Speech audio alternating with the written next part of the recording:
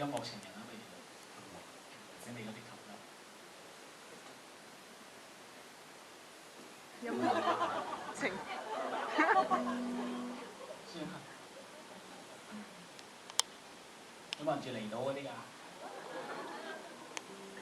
元朗嗰啲係嘛？差唔多喎，都係補車咁啦。聽日要翻工，係咪聽日要翻工嘅喎？唉，真係，因為好多人會問我點解唔 book 星期六啊嗰啲。